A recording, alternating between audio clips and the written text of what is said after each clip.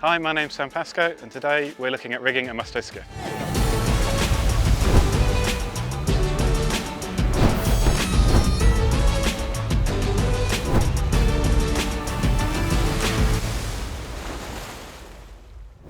So stepping a Musto skiff mast, my way of doing it is to attach the forestay first, leave the shrouds and trapeze wires all tidied up at the bottom of the mast, lift the mast into place and then hook the lowers on, at which point you can then let go of the mast and connect the shrouds and trapeze wires separately. Running a Musto skiff kite halyard, after you step the mast, it comes out the base of the mast, goes forward to the pole turning block, and then you go over the lowers, through the kite halyard cleat and pull up all block, and then to the back of the boat, through to the kite sock, and then I use my till extension to thread it through the kite sock.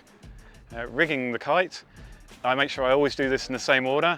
So I attach the tack first, then I attach the downhaul patch and I leave about a 30 centimetre gap between the two patches by putting a bobble and a figure 8 knot. I then attach the halyard, I pull the kite into the sock and then I reeve the kite sheets after that. Hoisting the Musto skiff main, so unroll it, desperately try and make sure it doesn't blow away, attach the shackle to the head.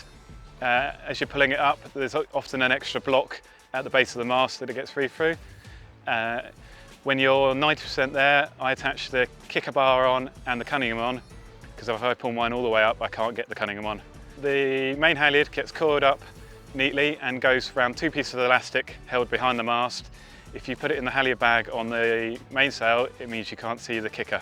Fitting the outal and the mainsail on a Musto skiff, slide the webbing loop over the end of the boom for the outal, and then the outal comes out of a turning block, round the sail and through the end of the boom, and it has a figure 8 knot. There's then a piece of elastic to pull that forward.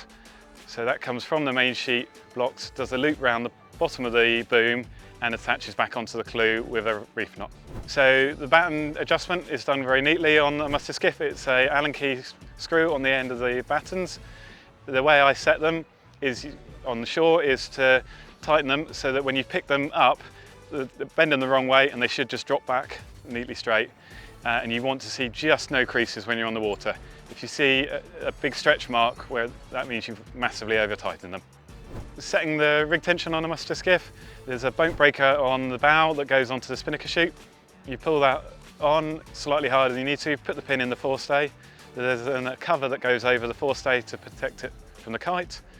And then in terms of loose gauge numbers, you're looking for 30 on the shrouds and between 11 and 14 on the lowers. So rake on a Musto skiff, the fleet uses between 7270 and 7180. I'm slap bang in the middle at 7240. We don't adjust the rake depending on the wind strength. Everyone uses the same rake throughout the wind strength.